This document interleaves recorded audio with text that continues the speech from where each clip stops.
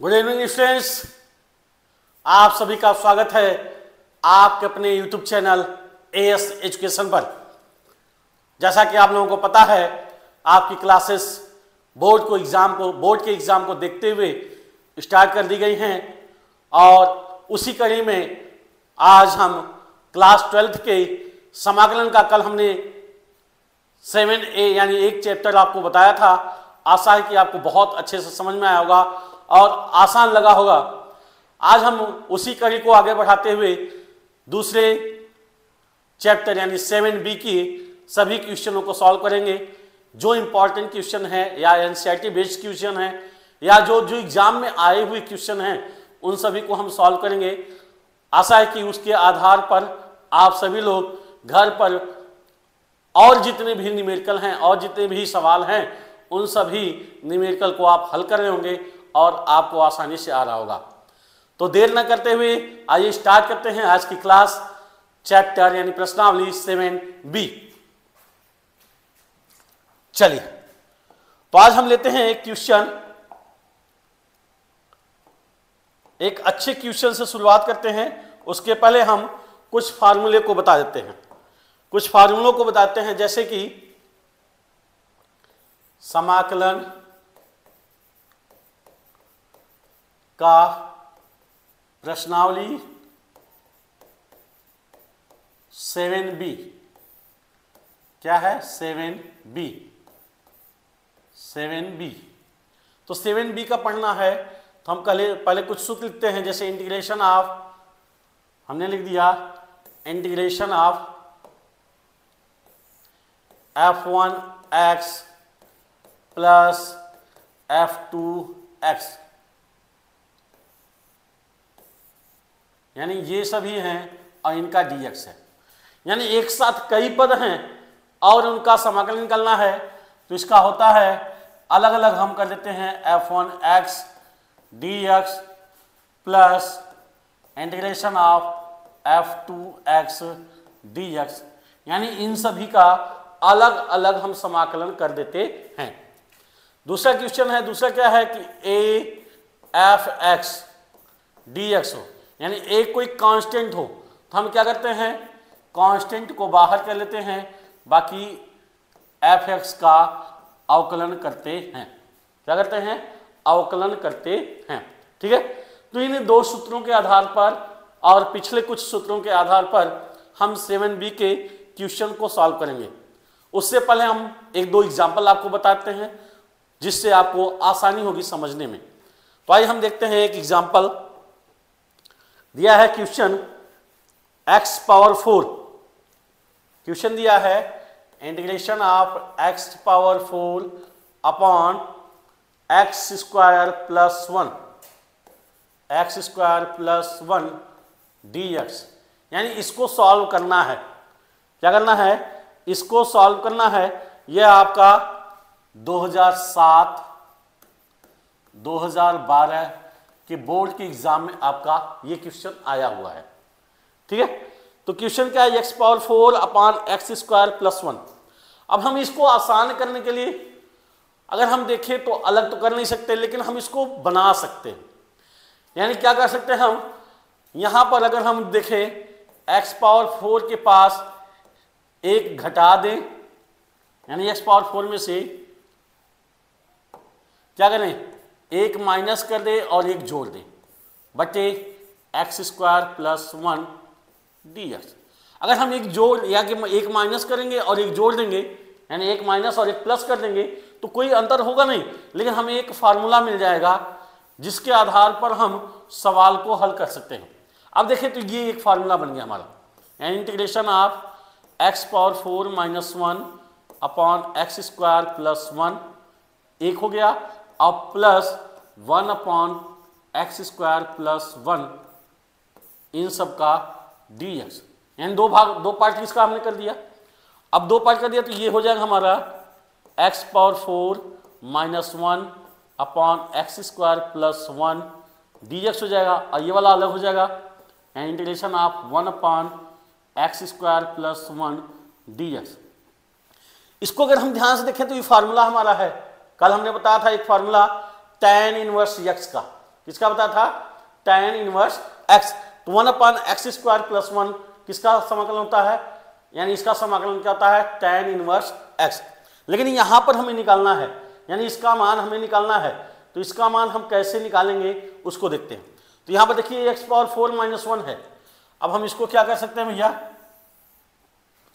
Integration आप इसको लिख सकते हैं x² का होल स्क्वायर -1 का whole square upon x² + 1 dx और प्लस इसका क्या होगा, 1/x² + 1 है, तो इसका हमने बताया क्या होता है, tan इनवर्स x और प्लस c।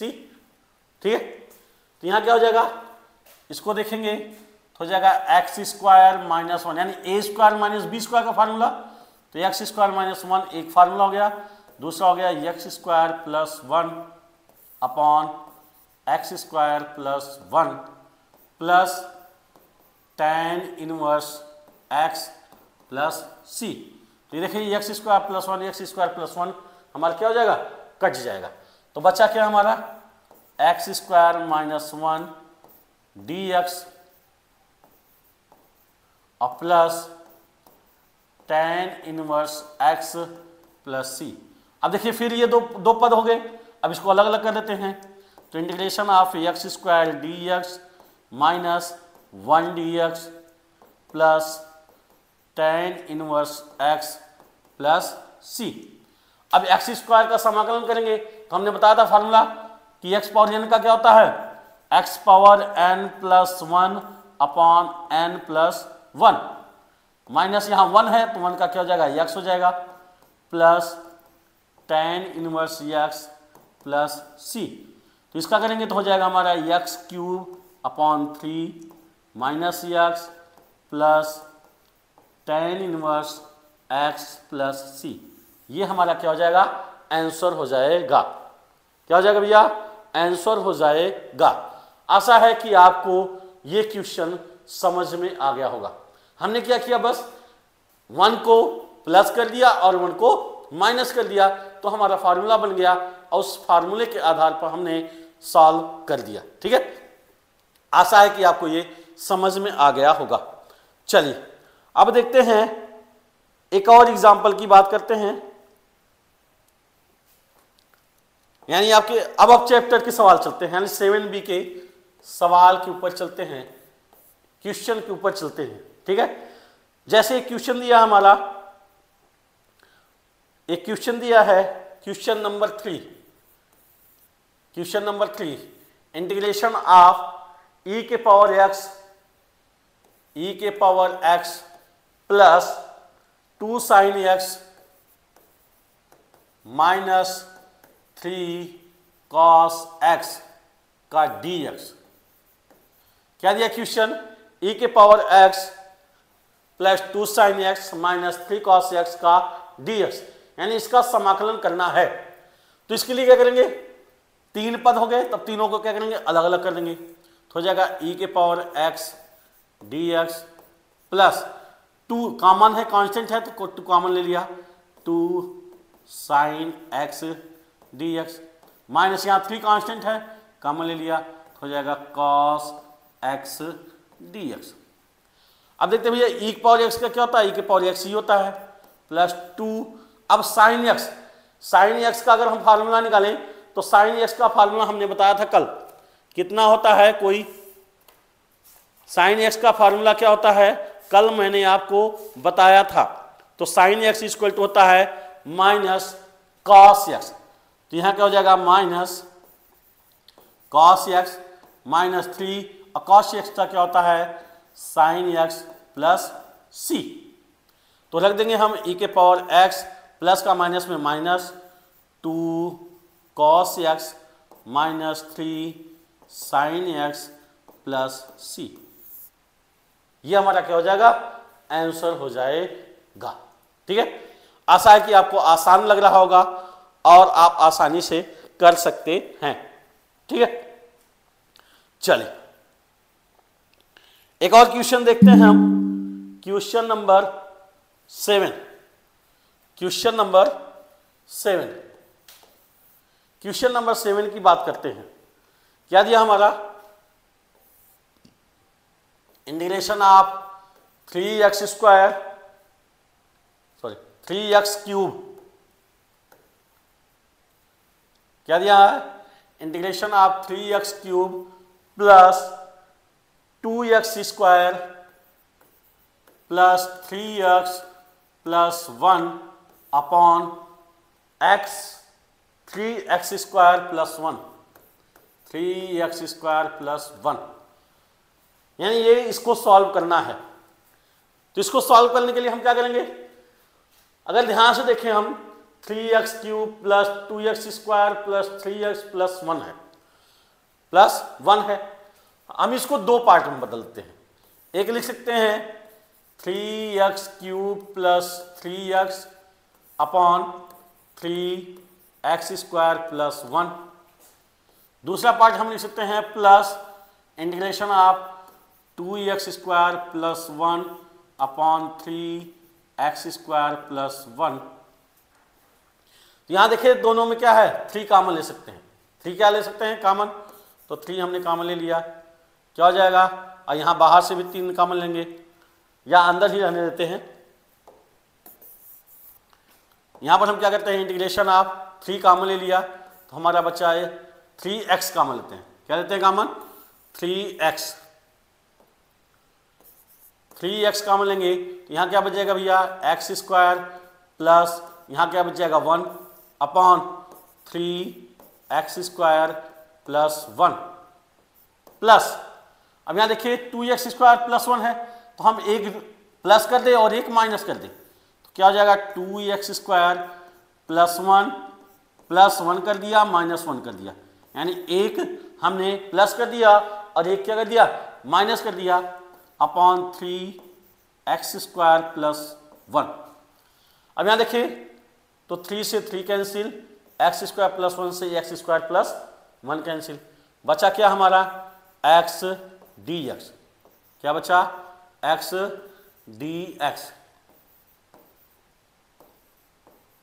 ठीक है, प्लस यहां पर देखें तो इसको जो ऐड कर लेंगे तो क्या हो जाएगा, 2x square plus 2 upon 3x square plus 1, एक हो गया।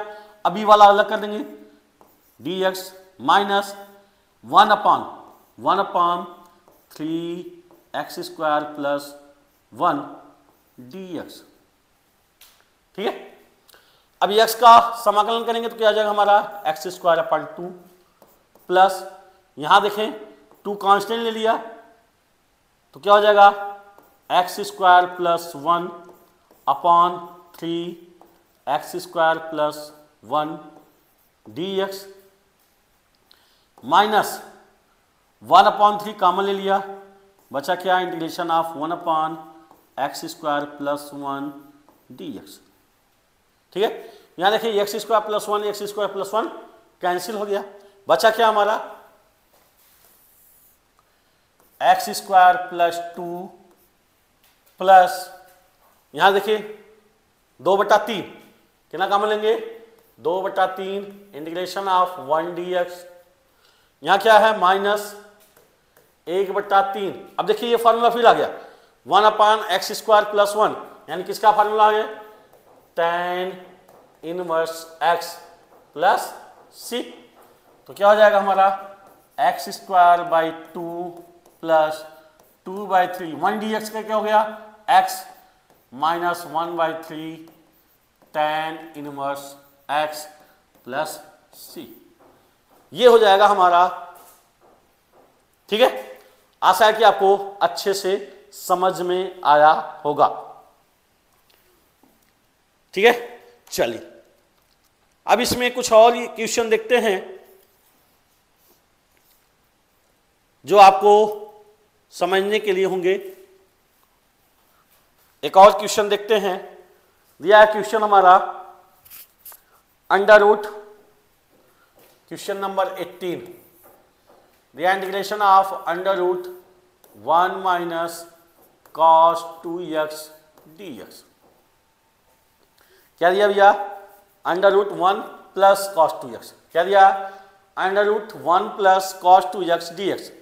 तो एक फार्मूला हम जानते हैं त्रिकोणमिति का फार्मूला। त्रिकोणमिति के कुछ फार्मूले हैं, मैं आपको नोट करा दे रहा हूं, शायद आपको याद हो जाए तो अच्छी बात है, क्योंकि इन त्रिकोणमिति के फार्मूले को जरूरत आपको पड़ेगी। जैसे होता है sine A plus B equal to sine A cos B plus cos A into sine B. दूसरा फार्मूला है sine A minus B equal to sine A into cos B minus cos A into sine B. तीसरा formula हमारा है cos A plus B, तो cos A plus B equal to क्या होता है cos A into cos B minus sine A into sine B. इसी तरह से अगला फार्मूला हमारा क्या होता है cos A minus B equal to cos A into cos B, cos A into cos B plus sine A into sine B. ठीक है। और अगला फार्मूला हमारा क्या होता है, अगला फार्मूला हमारा क्या है अगला फार्मूला क्या है हमारा tan a plus B equal to क्या होता है tan a प्लस tan b upon 1 minus tan square 1 minus tan a into tan b, 1 minus tan a into tan b। इसी तरह होता है tan a माइनस बी, तो tan a माइनस बी बड़ा होता है tan a minus tan b upon 1 plus tan a into tan b। ठीक है, ये फार्मूले होते हैं। और कुछ और फार्मूले होते हैं जैसे साइन 2a इक्वल टू होता है 2 sine a into cos A. Cos 2a का फार्मूला होता है कॉस 2a इक्वल टू होता है 2 कॉस स्क्वायर a माइनस 1 या 1 माइनस 2 साइन स्क्वायर a। ठीक है, 1 माइनस 2 साइन स्क्वायर a। इसी तरह tan a का भी होता है tan 2a, tan 2a equal to होता है 2 tan a upon 1 minus tan square a। ठीक है, इसके बाद होता है sine c plus sine d equal to होता है 2 sine c plus D by 2 into cos c minus D by 2। अगला क्या होता है sine c minus sine d equal to होता है 2 cos c plus D by 2 into sine c minus D by 2। अगला सूत्र होता है हमारा cos c plus cos d equal to होता है 2 cos c plus D by 2 into cos c minus D by 2। इसी तरह cos c minus cos d equal to होता है 2 sine c plus D by 2 into sine d minus c by 2। ठीक ना, ये कुछ फार्मूले हैं जिसके आधार पर आप सवाल को सॉल्व कर सकते हैं। अब आइए हम यहां देखते हैं, हमारा दिया 1 प्लस कॉस 2x, क्या दिया है कॉस 2x, तो यहां पर कॉस 2a का फार्मूला यानी रूट 1 प्लस कॉस 2x को लिख सकते हैं 2 cos square x minus 1 D x. 1 से 1 क्या हो जाएगा हमारा, cancel. Integration of √2 cos x D x हो जाएगा। अब √2 कॉमन ले लेंगे तो √2 कॉमन लेंगे तो हो जाएगा हमारा cos x डी एक्स। अब cos x का समाकलन क्या होता है, sin x, तो हो जाएगा √2 sin x प्लस c। ये हमारा क्या हो जाएगा, आंसर हो जाएगा। सवाल हैं लेकिन जब तक आपको फॉर्मूले नहीं तैयार होंगे तब तक आप सवाल नहीं लगा सकते हैं। आपको फार्मूले याद होना बहुत ज़रूरी है, ठीक है। तो जब तक आप फार्मूला नहीं तैयार कर पाएंगे तब तक आप इन सवालों को लगा नहीं सकते हैं। चलिए एक और क्वेश्चन देखते हैं, आशा है कि आपको समझ में आएगा। 17, क्वेश्चन नंबर 17 क्या दिया, integration of 1 minus cos x dx। Integration of 1/1 minus cos x dx। तो इसका फार्मूला क्या होगा, तो यहां क्या दिया 1 माइनस cos x, तो लिख सकते हैं 1/1 माइनस cos x इंटू, यानी इसका संयुग्मी से गुणा कर देते हैं 1 plus cos x upon 1 plus cos x dx। या फिर जैसे हमने cos 2x का फार्मूला रखा उसी तरह हम cos 2x का फार्मूला भी रख सकते हैं, उसके आधार पर भी हम कर सकते हैं। तो यहां पर हम कर सकते हैं, दो तरह से इसके सवाल है, दोनों बताता हूं मैं। तो 1 plus cos x upon 1 minus cos square x dx हो जाएगा। तो integration of 1 plus cos x upon, इसको लिखेंगे हम sin स्क्वायर x dx। अब अलग अलग कर दें तो हो जाएगा 1 sin स्क्वायर x dx और plus integration of cos x upon sin square x dx, ठीक है। अब 1 sin स्क्वायर x को क्या लिख सकते हैं, integration of cos square x dx और प्लस इसको क्या लिख सकते हैं, cos x बटे sin x यानी cot x into cos x dx। अब दोनों के फार्मूले आपको बताए गए हैं, पहले चैप्टर में दोनों के फार्मूले आपको बताए गए हैं। अब उन फार्मूले के आधार पर आप सॉल्व कर लेंगे तो आपका आंसर आ जाएगा, ठीक है। तो क्या दिया भैया, cos स्क्वायर x dx, क्या है cos स्क्वायर x dx। तो cos स्क्वायर का क्या होता है, माइनस cot x और प्लस क्या है cot x into cos x, इसका क्या होता है minus cos x minus cos x और प्लस c, या इसको लिख सकते हैं minus cot x minus cos x plus c। ये हमारा क्या हो जाएगा, आंसर हो जाएगा, ठीक है ना। अच्छा, इसको एक और तरीके से हम कर सकते हैं, उसको भी मैं बता दे रहा हूं। इसको क्या है, integration of 1/1 minus cos x। जैसे हमने फार्मूला लिखा cos 2x का, क्या हमने रखा formula 2 sin square x minus 1, 2 sin square x minus 1 या 1 माइनस, सॉरी हमने क्या फार्मूला रखा 2 cos square x minus 1, 2 cos square x minus 1 या 1 माइनस 2 sin स्क्वायर x। क्या लिखा 2 sin square x।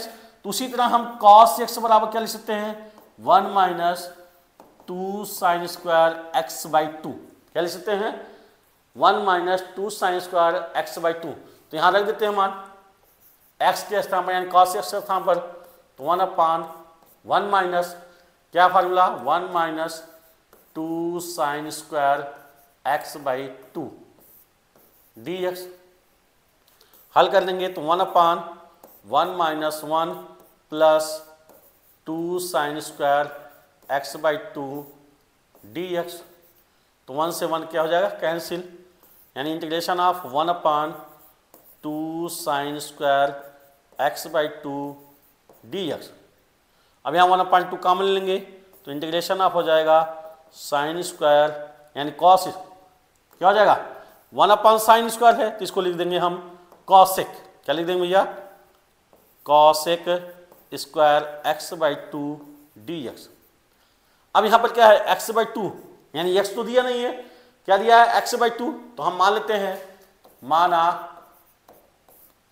x/2 = t।